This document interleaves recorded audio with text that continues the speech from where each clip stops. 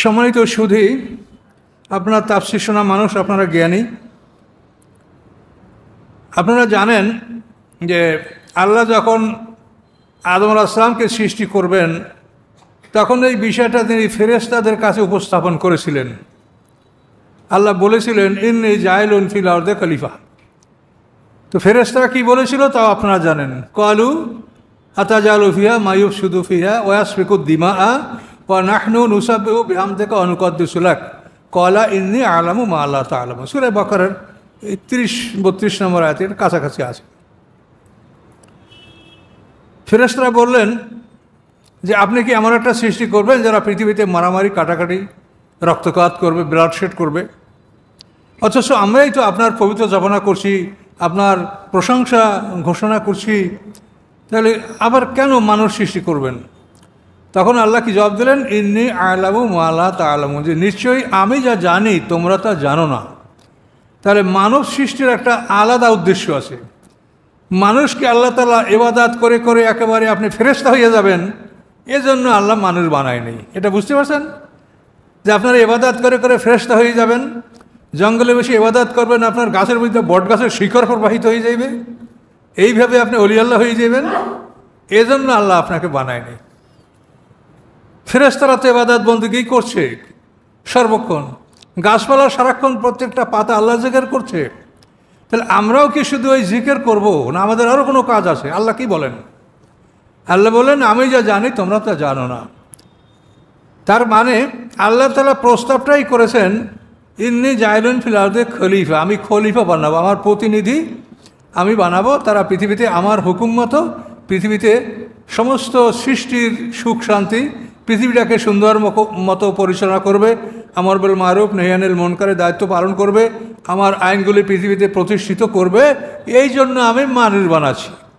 তোমরা ইবাদত করে করে ফেরেশতা হয়ে যাবে, এজন্য বানাইনি। কিন্তু আমাদের সমাজে আপনি লক্ষ্য করে দেখবেন, অধিকাংশ দলগুলোই তারা ইবাদতের উপরে এতই দোয়া, ইবাদত, ফজিলত মনে করেন এগুলোই একেবারে ভেস্তে যাওয়ার জন্য যথেষ্ট। কিন্তু আল্লাহর কোরআন সরাসরি কি বলছে সেটা আমরা লক্ষ্য করছি না।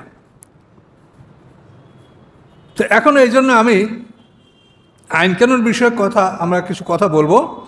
আমরা এটা নিশ্চয়ই উপলব্ধি করছি যে আমাদের দায়িত্বটা আলাদা, আমাদেরকে খেলাফতের দায়িত্ব পালন করতে হবে এবং এই দায়িত্ব পালনের জন্য জান্নাত, জিকির আর ইবাদতের জন্য যদি জান্নাত হতো, আল্লাহ ন্যায় বিচারক, তার জান্নাতের অভাব নাই, তিনি কুন বললে ফায়াকুন হয়ে যায়, তিনি ফেরেশতাদেরকেও জান্নাত দিতে পারতেন। কিন্তু ফেরেশতারা যে ইবাদত করে ওটা জান্নাতের ইবাদত নয়, আমরা যেটা ইবাদত করি এটা জান্নাতের ইবাদত। তো এই জন্য এই বিষয়গুলির থেকে আপনারা আমরা বলতে পারছি না, তো আপনারা কোথা থেকে পাবেন? তো এখন এই কথাগুলি আমরা আপনাদেরকে স্মরণ করাই দিচ্ছি। সবই কোরআনের কথা, কোরআনের বাইরে আমাদের কোনো কথা বলার ইনশাল্লাহ প্রয়োজন হবে না। তো আমরা এটা অনুভব করতে পারছি যে আমরা বিশেষ একটা কাজের জন্য আমাদেরকে আল্লাহ সৃষ্টি করেছেন।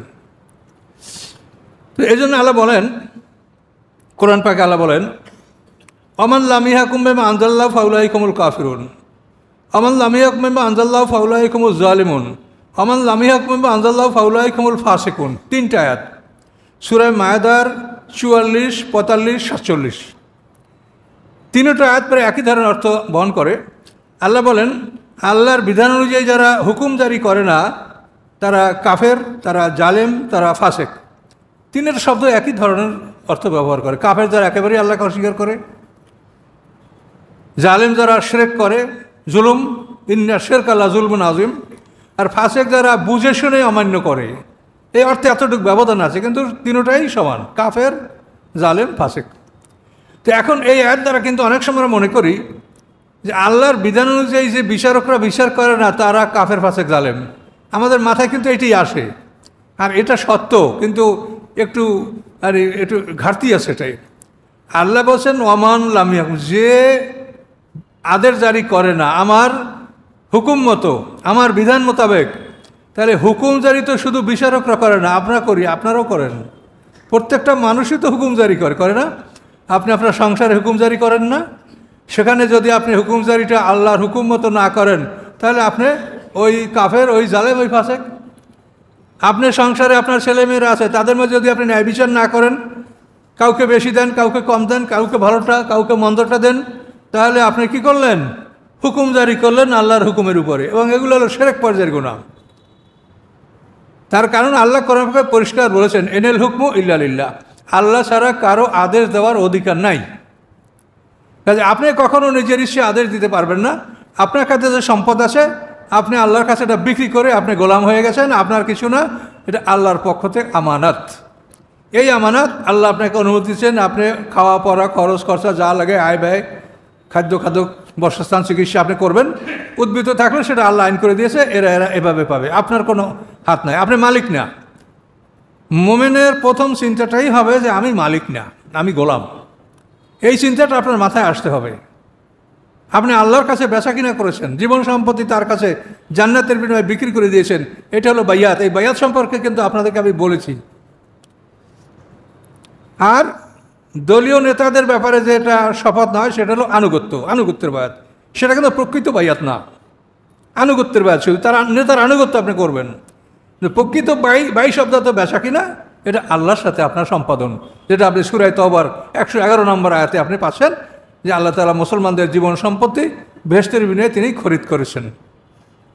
তো এখন আমরা এখান থেকে এটা দেখতে পেলাম যে আমরা নিজেদের ইচ্ছায় কোনো আদেশ জারি করতে আমরা পারবো না।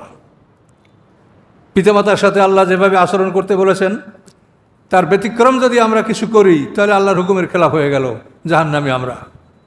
এভাবে সন্তান, স্ত্রী, সবার ব্যাপারে আল্লাহ তাআলা যেভাবে আপনাকে বিধান দিয়েছেন, এর ব্যতিক্রম কোনো আদেশ জারি আমি করতে পারবো না।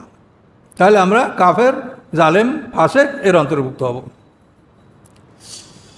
এরপর আল্লাহ দেখেন আমাদের কর্তব্যগুলো কি। হুয়াল্লাযী আরসালা রাসূলাহু বিল হুদা ওয়া দীনিল হক লিইয়ুযহিরাহু আলা দ্বীনি কুল্লি ওয়ালাউ কারিহাল মুশরিকুন, সূরা সফ 9 নম্বর আয়াত। তিনি সেই আল্লাহ যিনি তার রসুলকে প্রেরণ করেছেন বেল হুদা, পথ নির্দেশ এবং হেদায়েত নিয়ে, ও দ্বীনিল হক এবং সত্য বিধান নিয়ে, সত্য আইন, সত্য বিধান নিয়ে, সত্য জীবন ব্যবস্থা নিয়ে। কেন? লিইয়ুযহিরাহু আলা দ্বীনি কুল্লি, যাতে করে আল্লাহর এই বিধানটা পৃথিবীর প্রচলিত সকল বিধানের উপরে প্রাধান্য লাভ করে। ওয়ালাউ কারিহাল মুশরিকুন, যদিও মুশরিকরা তা অপছন্দ করে। তাহলে আল্লাহ রসুল পাঠিয়েছেন কেন? পৃথিবীতে যে মানব রচিত মতবাদগুলি আছে, এগুলির উপরে আল্লাহর আইনকে প্রাধান্য দিতে হবে, যদিও এটা মুশরিকরা পছন্দ করে। 2 নম্বর দেখেন, হুয়াল্লাযী আরসালা রাসূলাহু বিল হুদা লিইয়ুযহিরাহু আলা দ্বীনি কুল্লি ওয়ালাউ কারিহাল মুশরিকুন, একই কথা। এই আয়াত হচ্ছে সূরা তওবার 33 নম্বর আয়াত। 3 নম্বর দেখেন, হুয়াল্লাযী আরসালা রাসূলাহু বিল হুদা ওয়া দীনিল হক লিইয়ুযহিরাহু আলা দ্বীনি কুল্লি ওয়া কাফা বিল্লাহি শাহিদা, এটা সূরা ফাতহ 26 পারা যে সূরা ফাতহ, এই সূরার এই আয়াত। তাহলে এখন এই আয়াতগুলিতে আমাদেরকে আল্লাহ যে কাজ রাসূলের তিনি চলে যাওয়ার পরে সেই কাজ আমাদের, এবং এই কাজ আমাদের সবাই, এইটা কিন্তু আমরা বুঝতে অনেক সময় ভুল করি। এটা ভুল করার কারণ হলো যে সূরা মায়েদার 2টা আয়াত 104, 110। তো সূরা মায়েদার 104 নম্বরে আল্লাহ বলছেন, ওয়ালতাকুম মিনকুম উম্মাতুন ইয়াদুনা ইলাল খায়রি ওয়া ইয়া'মুরুনা বিল মা'রুফ ওয়া ইয়ানহাউনা আনিল মুনকার। ওয়ালতাকুম মিনকুম উম্মাহ, তোমাদের মধ্যে এমন একটা দল সৃষ্টি হবে যারা ভালো কাজে আদেশ করবে, মন্দ কাজে নিষেধ করবে। এটা হলো 4 নম্বর আয়াত। আর 10 নম্বর আয়াতে আল্লাহ বলছেন, কুনতুম খায়রা উম্মাতিন উখরাজাত লিন-নাস, তোমরা উত্তম দল, মানুষের কল্যাণের জন্য তোমাদের আবির্ভাব। তাহলে এখানে আল্লাহ বললেন পুরা উম্মতকে, পুরা উম্মত, কুনতুম খায়রা উম্মাতিন উখরাজাত লিন-নাস। আর ওখানে বলেন ওয়ালতাকুম মিনকুম, তাহলে ওখানে কতককে আল্লাহ বলছেন, আর বাকিরা খালাস। তো এখন আপনি যদি আমাকে বলেন যে ভাই আসেন আপনি আমাদের সাথে কাজ করবেন, দরকার, আমি করে দেন, আল্লাহ তো সবাইকে বলে নয় আপনারা করেন, আমি করব না, আমি করতে পারি না। যে আল্লাহ ওয়ালতাকুম মিনকুম, তোমাদের মধ্যে থেকে এক দল, তাহলে আমি বাদ থাকি, আপনারা করেন। তাহলে এখানে আসলে এইটা না, সমস্ত তর্জমা তাফসীরকারকরা এই আয়াতে ভুল লিখেছে। তবে সবাই ভুল লিখলে আমি পাইলাম কোথায়, সহিও লিখেছে। কথাটা হলো এইখানে মেন শব্দটা হবে না, মেন এটা অতিরিক্ত। ওয়ালতাকুম মিনকুম, এই মিনকুম না, ওয়ালতাকুন, তোমরা ওই আয়াত যেটা 10 নম্বর 4 না 2 1, মেন শব্দটা এখানে অতিরিক্ত। এবং কোরআন পাকে আর বহু দৃষ্টান্ত আছে। সূরা হজের মধ্যে আছে, ফাজতানিবুর রিজসা মিনাল আওসানি ওয়াজতানিবু কাওলা জুর, সূরা হজের 30 নম্বর আয়াত। এখানে দেখেন, ফাজতানিবুর রিজসা মিনাল আওসান, তোমরা মূর্তির অপবিত্র থেকে মেনাল আওসান, কতক মূর্তির অপবিত্রতা থেকে তোমরা নিজেরা আত্মরক্ষা করো। তাহলে কতক মূর্তির অপবিত্রতা থেকে আমরা আত্মরক্ষা করব, আর বাকিগুলার অপবিত্রতা আমাদের জন্য কি বৈধ?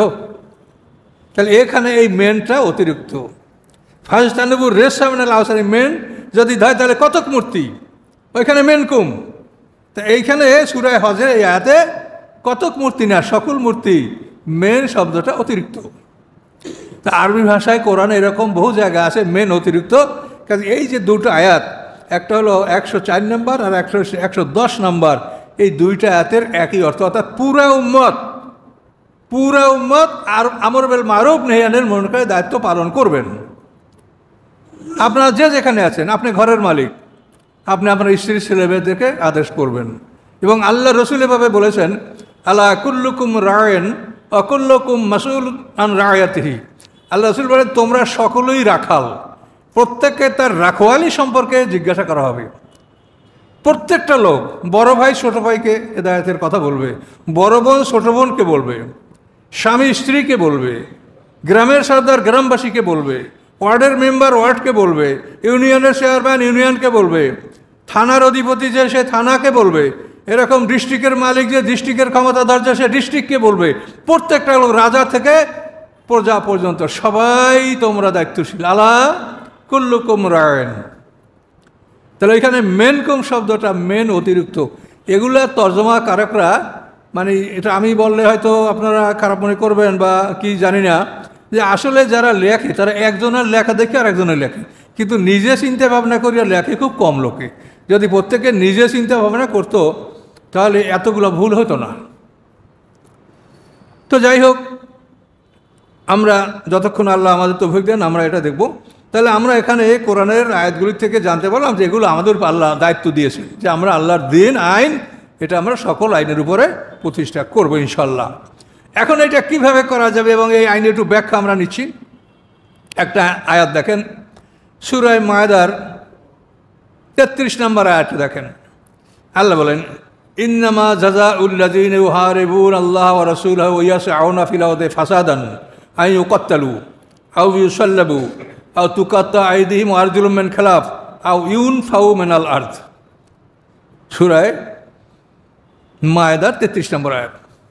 আল্লাহ বলেন, নিশ্চয়ই সাজা ওই সমস্ত লোকের যারা আল্লাহ এবং তার রসুলের বিরুদ্ধে লড়াই করে। তা আল্লাহ এবং তার রসুলের বিরুদ্ধে লড়াই করা মানে তাদের আদেশ অমান্য করা। আর আল্লাহ এবং তার রসুলের সাথে লড়াই করা সরাসরি যেটা কোরআনে আছে সেটা হলো সুদের কারবার করা। সুদের কারবার যারা করে তাদেরকে কোরআনে আল্লাহ সরাসরি বলেছেন যে তোমরা যদি ইয়া আইয়ুহাল্লাযীনা আমানুত্তাকুল্লাহ ওয়া যারু মা বাকিয়া মিনার রিবা ফাইল্লাম তাফআলু। এটা বাকারার শেষের দিকে আয়াত। হে ইমানদারগণ, তোমরা সুদের কারবার এখনও যা তোমাদের মধ্যে অবশিষ্ট আছে এগুলো ত্যাগ করো। যদি না করো ফাযানু বিহারবিন মিনাল্লাহি ওয়া রাসূলিহি, তাহলে তোমরা আল্লাহ এবং তার রাসূলের বিরুদ্ধে যুদ্ধ করার জন্য প্রস্তুত হও। এবং হাসরের ময়দানে এই সুদের কারবারিদেরকে বলা হবে, তোমরা অস্ত্র নিয়ে বাইর হও, তোমরা অস্ত্র নিয়ে বাইর হও, আল্লাহ এবং রাসূলের বিরুদ্ধে যুদ্ধ করবে। কত বড় অপমানজনক কথা!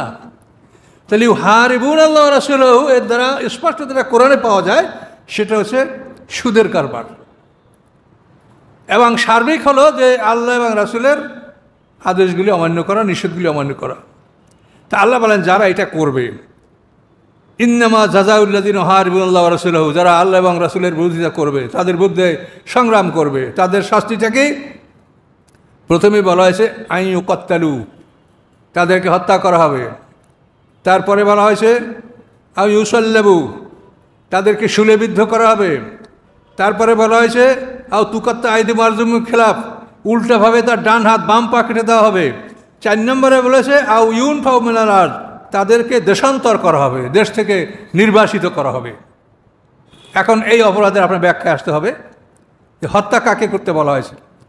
যে অন্যায়ভাবে মানুষকে হত্যা করে তার বিচার হত্যা, তাকে হত্যা করা হবে। শুলেবিদ্ধ কাকে করা হবে, এর ব্যাখ্যায় তাফসিরে বলা হয়েছে যে যে সমস্ত ডাকাতরা ডাকাতি করে, মানুষ মার্ডার করে, সেই সমস্ত ডাকাতদেরকে শুলেবিদ্ধ করে 3 দিন ঝুলিয়ে রাখতে হবে। শুল কি বোঝেন আপনারা? শুল যেন একটা কাঠ খাড়া করে তার সাথে একটা মানে আড়াআড়ি একটা চৌকাঠ লাগানো হলো এত বড়, এবং মানুষটাকে এইভাবে দুই হাতে লোহার প্যারাক মারিয়া ওই কাঠে ঝুলিয়ে রাখা, এটার নাম হলো শুল। তো বলা হয়েছে যারা ডাকাতি করে এবং মানুষ মার্ডার করে তাদেরকে 3 দিন পর্যন্ত শুলে ঝুলিয়ে রাখা হবে, 3 দিন পরে শুল থেকে নামিয়ে তাকে হত্যা করা হবে। এ হলো ওই ডাকাতির বিচার যারা ডাকাতি করে, মানুষ মার্ডার করে।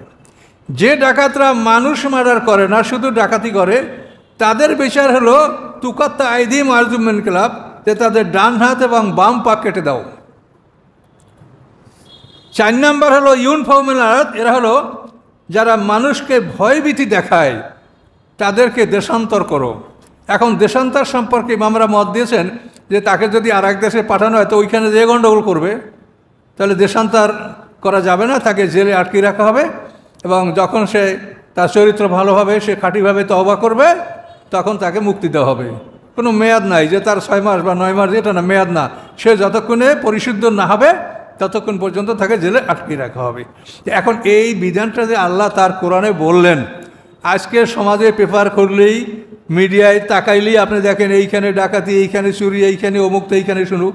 চোরের ব্যাপার আল্লাহ অন্য আয়াতে বলছেন, আসারেকা তো ফাক্ত আইদি হুমা, চোর নারী হোক পুরুষ হোক, তাদের উভয়ের ডান হাতের কবজি থেকে এখানে কেটে দাও। জেনা সম্বন্ধে সূরা নূরের আয়াতে আল্লাহ বলছেন, আজ-জানিয়াতু আজ-জানি ফাজলিদু কুল্লা ওয়াহিদিন মিনহুমা মিআতা জালদা।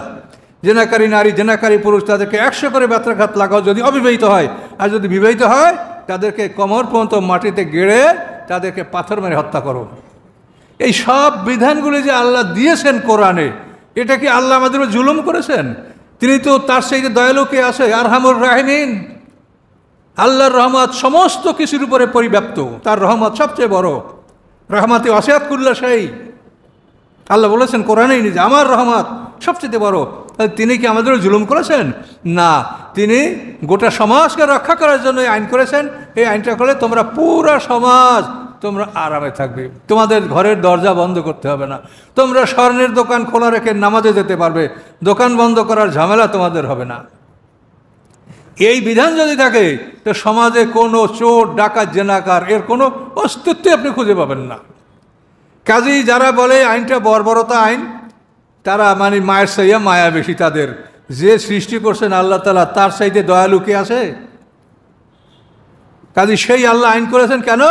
যে তোমরা পৃথিবীর কোটি কোটি মানুষ তোমরা ভালো থাকবে, এই 2-4টে লোক। এবং এই আইন যদি থাকে সমাজে, তাহলে দেখা যাবে যে সমাজে চুরি, ডাকাতি, জেনা এগুলো সব বন্ধ হয়ে গেছে। নাই, ইসলামের ইতিহাসে এটা পরিসংখ্যানে দেখা গেছে যে 400 বছরে 6খানা চোরের হাত কাটা হয়েছে। 400 বছরে, 100 বছরে 2টা হাত কাটা হয়নি। এবং রাষ্ট্রটা ছিল কত বড়? উত্তরে রাশিয়ার সমরকন্দ, বোখারা, দক্ষিণে আরব সাগর, পূর্বে চীন, পশ্চিমে মরক্কো। 3টা মহাদেশব্যাপী মুসলমানদের এত বড় বিশাল সাম্রাজ্য ছিল। এক প্রান্ত থেকে অন্য প্রান্ত একটা ঘোড়া ছুড়িয়ে দিয়ে এক প্রান্ত থেকে অন্য যাইতে 300 দিন লাগতো। এত বড় দেশে 400 বছরের মধ্যে 6খানা হাত কাটা হয়েছে। তাহলে চোর কোথায়? এই আইনগুলি আল্লাহ দিয়েছেন যে এই আইনগুলি তোমরা সমাজে প্রতিষ্ঠা করো, তাহলে তোমাদের সমাজে অন্যায়, চোর, ডাকাত, ভয়ভীতি প্রদর্শন এটা থাকবে না। এই যে ভয় প্রদর্শন, এই ভয় প্রদর্শন সম্পর্কে কোরআনে এখানে তো সংক্ষিপ্ত আয়াতে আছে, কিন্তু বিস্তারিত আছে। আল্লাহ বলেন, ইন্নামা যালিকুমুশ শাইতানু ইউখাফফিফু আউলিয়াহু। আল্লাহ এই যে তোমাদের শয়তান, সে তোমাদেরকে তার বন্ধুদের ভয় দেখায় যে আমার শয়তানের বন্ধুরা অমুক অমুক। যেমন ওহুদের যুদ্ধের পরে আবু সুফিয়ানের পক্ষ থেকে একটা লোক মুসলমানদেরকে ভয় দেখাইছিল। মুসলমানরা ভয় না পাইয়া বললো কি, হাসবুনাল্লাহু ওয়া নি'মাল ওয়াকিল। মুসলমানরা ভয় পেল না। আবার দেখেন, আল্লাহ রাসূল যখন স্বপ্ন দেখে হুদায়বিয়ায় মানে উমরা করার জন্য চলে আসেন, তখন কিন্তু আল্লাহ রাসূলের সাথে মাত্র 1400 সাহাবী আসছিলেন, অথচ তার আগেই খন্দকের যুদ্ধে 3000 সৈন্য ছিল। তাহলে অর্ধেক লোক আসে নাই কেন? তারা বলছে সূরা ফাতার মধ্যে দেখেন যে মুহাম্মদ সাল্লাল্লাহু আলাইহি ওয়াসাল্লাম এবং মুসলমানরা যে ওইদিকে যাচ্ছে, ওরা আর ফিরে আসতে পারবে না, ওদের শেষ। তাহলে এই যে ভয়ভীতি দেখানো, আল্লাহ বলেন ইন্নামা যালিকুমুশ শাইতান, এই হচ্ছে তোমাদের শয়তান, সে তোমাদেরকে তার বন্ধুদের ভয় দেখায়। এইটা বাস্তব রূপ। এখন আপনি দেখেন, এখন আপনি কোনো কোনো মিডিয়ায় দেখবেন অমুক তারিখ আওয়ামী লীগরা সব রাস্তায় নামতেছে, অমুক তারিখ হাসিনা আসতেছে। এখন সত্যি মানুষের মনে একটা ভয় আতঙ্ক যে দেশে আবার একটা মারামারি খুনাখুনি কাটাকাটি হয়ে যায় নাকি, কিন্তু এটা শয়তানে ভয় দেখা, এটা কিচ্ছু না। তার কারণ ওরা এতদিন মানুষ মেরেছে, গুলি করছে, হত্যা করছে, ওদের সাথে ছিল পুলিশ। পুলিশ নিয়ে ওরা নামতো, পুলিশের বন্দুক দিয়ে ওরা গুলি করে মানুষ মারতো, আর বাহাদুরি। কিন্তু এখন বিনা পুলিশে তোমরা নাইমে দেখো তো রাস্তায়, তোমাদের সাথে কি আর পুলিশ থাকবে? আর পুলিশের অস্ত্র নিয়ে এখন মানুষ মারতে পারবা? এতদিন যে স্বপ্ন দেখছো, সেই স্বপ্ন কি এখনো তোমাদের ভাঙে নাই? নেমে দেখো রাস্তায় যে কয় মিনিট টেকতে পারো। কাজেই এদের কথায় আপনারা ভয় পাবেন না। এটা হলো কোরআনের আয়াত, ইন্নামা যালিকুমুশ শাইতানু ইউখাফিফু আওলাহু। এ হচ্ছে তোমাদের শয়তান, ও শয়তানের বন্ধুদের, তোমাদেরকে শয়তানের বন্ধুদের ভয় দেখায়, যেরকম আবু সুফিয়ানের সময় দেখানো হয়েছিল, হুদায়বিয়া সন্ধির সময় দেখানো হয়েছিল। কাজে এগুলো শয়তান, এর দ্বারা আপনারা, এর মাধ্যমে আপনারা ভয় পাবেন না। তো এখন আমি আপনাদেরকে বলতে চাই যে আল্লাহর কোরআনের এই বিধান যদি চোর ডাকাতের আইন করা হয়, তাতে কার ক্ষতি? আপনারা বলেন যে ক্ষতিটা কার? আপনাদের কারো ক্ষতি হচ্ছে? কোনো মানুষের ভদ্রলোকের ক্ষতি হচ্ছে? আপনাদের আত্মীয় স্বজনকেও চোর ডাকাইতে আছে?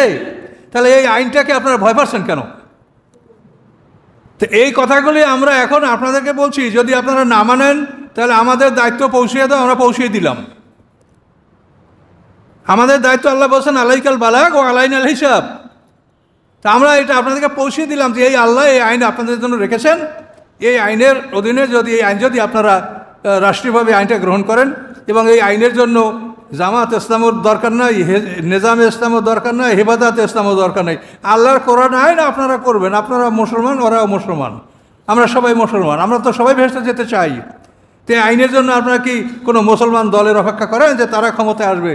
তারা ক্ষমতা আসুক কি না আসুক, আপনারা মানুষ, আপনারা মুসলমান, কাজে আপনারা আল্লাহর আইন করেন।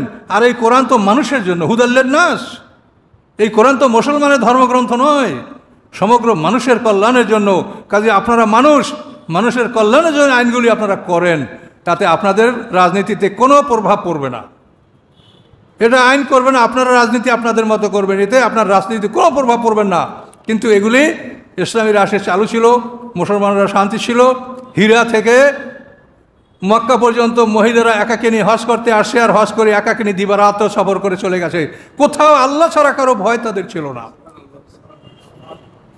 তো এই কাহিনী আল্লাহ রসুল হাতেম তাই ছেলে আদি ইবনে তাই যখন ইসলাম গ্রহণ করতে আসছিল, তখন আল্লাহ রসুল তার কাছে এই কথা বলেছিলেন যে হীরার থেকে নারীরা একাকিনী মক্কায় চলে আসবে হজ করতে, আবার হজ করে একাকিনী ফিরে যাবে, দিবারাত্রি তার পথ চলায়, কোনো ভয় থাকবে না। কাজে এই আইন এমন আইন, এই আইন করলে দিবারাত্রি আপনি সব জায়গায় নিরাপদ। আর আজকে আপনার মেয়ে স্কুলে যাবে, কলেজ যাবে, মা তার সাথে তার চাদর ধরিয়া মার থাকা লাগে, তারপরও অঘটন ঘটে। এটা কেন? এই আইন না থাকার জন্য। এই আইন ব্রিটিশ 1860 সনে মুসলমানদের কাজীপদ বিলুপ্ত করে 1830 সনে তারা কিন্তু ইন্ডিয়ান অ্যাক্ট নামক একটা আইন তারা রচনা করছে 1830 সনে। আর 1860 সনে মুসলমানদের কাজীপদ বিলুপ্ত করে পাক ভারত উপমহাদেশে তারা এই কাজীপদ বিলুপ্ত করে সেখানে ফৌজদারি আদালত আইন প্রবর্তন করেছে। আর এই মুসলমানদের যে আইন, এটা বিলুপ্ত হয়ে গেছে। বিলুপ্ত হওয়ার পরে চুরি, ডাকাতি, অরাজকতা ব্যাপক হারে বেড়েছে, এবং কোনোভাবে কোনো ডাকাতের বিচার হচ্ছে না। এখন আপনারা মনে করেন যে কোরআনের আইন এটা বর্বরতা, এটা জুলুম, এটা যদি আপনারা মনে করেন, তা আপনারা বাস্তব সমাজের রূপরেখাটা দেখেন। আমাদের থানায়, আমাদের মঠবাড়ি থানায় একদল ডাকাত জামিন পেয়ে গেছে। জামিন পাওয়ার পরপর আইসেই তারা ডাকাতি শুরু করছে। স্থানীয় লোকজন আল্লাহর মজিদ তার ধরতে পেরেছে। ধরার পরে মানে যাদেরকে ধরেছে কতক তো মেরেই ফেলাইছে, আর কতক যাদের বাইশিয়ারা তাদের সবাই চোখ তুলে ফেলে দিছে। এখন জনগণের এই কাজটা কেন করলো? যে পুলিশ, আমরা সবাই মিলে কত কষ্ট করে আসামি ধরি, পুলিশ কিন্তু জীবন বিপন্ন হয়ে যায় আসামি ধরার জন্য। এত কষ্ট, পুলিশ অনেক সময় নদীতে পানিতে ঝাঁপ দেয় আসামি ধরার জন্য, কিন্তু এই কষ্ট করে আসামি ধরে পাঠাই দেয়, জামিনে খালাস। কেন এটা খালাস হয়? এটি খ্রিস্টানদের আইন, এই আইনে কোনো বিচার নাই। তো এই জন্য আল্লাহ রাব্বুল আলামিন যে আইন করেছে, এই আইনটা খ্রিস্টানরা বিলুপ্ত করেছে। এটা পাক ভারত উপমহাদেশে চালু ছিল। কাজে আমরা আবার আপনাদেরকে মনে করাই দিচ্ছি, আপনারা যে দল হন, আপনারা বিএনপি, আওয়ামী লীগ, জাতীয় যে দল হন, আল্লাহর আইন করতে আপনার অসুবিধা কথা, আপনি তো মুসলমান। আর এই আইন তো আপনার জন্য দেশে শান্তি ফিরে আসবে। এই যে দিবারাত্রি আর্মি, পুলিশ, বিডিআর সজাগ থেকে তারা শান্তি প্রতিষ্ঠা করতে পারছে না, এই আইন আপনি করেন, তখন দেখবেন আপনারাও ঘুমাবেন, দেশের মানুষও ঘুমাবে। কাজে এটা হচ্ছে আল্লাহর আইন। কাজে এই আল্লাহর আইন সম্পর্কে আপনাদেরকে আমরা অবহিত করলাম, এবং আইনের ব্যাখ্যা আপনাদেরকে আগেও বলেছি যে খুনের বিচার যেটা ইসলামী আদালতে কত সুন্দর, যে খুনের বিচার খুন, কিন্তু নিহত ব্যক্তির অরিসা যদি বলে যে আমরা খুনের বিচার, খুন নিব না, আমরা রক্তের মূল্য নেব, তাহলে ওই খুনি আসামি 100 গরু অথবা 100 উট অথবা 2000 বকরি এটা সে দিতে বাধ্য থাকবে। এবং 100 গরুর মধ্যে 40টা থাকবে দুধের গরু, 100 উটের মধ্যে 60টা থাকবে গাভীন উট। এইভাবে 100 উট বা 100 গরু জরিমানা এটা দিতে হবে হত্যাকারী আসামিকে, এবং এই জন্য তাকে সর্বোচ্চ 3 বছর সময় দেওয়া হবে। 100 উট সংগ্রহ করে দেওয়া কি সোজা? তো এই বিচার যদি সমাজে প্রতিষ্ঠিত থাকে, বলেন সেই সমাজে চুরি, ডাকাতি, হাইজ্যাক, ছিনতাই, কিডন্যাপ, অ্যাবডাকশন এগুলো কিছু থাকবে? কিছু থাকবে না। সমাজটা একটা সুন্দর সমাজ হবে। কাজে আল্লাহর কোরআন এটা শান্তির বিধান। মুহাম্মদ সাল্লাল্লাহু আলাইহি ওয়াসাল্লাম রাহমাতুল আলামিন এই শান্তির বিধান নিয়ে তিনি আসেন, কিন্তু আপনারা মুসলমান হয়েও, ক্ষমতার মালিক হয়েও এই বিধানগুলিকে আপনারা উপেক্ষা করছেন। এজন্য যে আপনাদের কি পরিণতি হবে সেটা আপনারা দেখতে পারবেন। আমরা শুধু আপনাদেরকে জানিয়ে দিলাম যে আপনারা এগুলি করেন, এগুলি আপনারা সমাজে এখন আপনারা যেটা করতে বসছেন, যে আল্লাহর আইনের দিকে আপনারা দৃষ্টি দেন।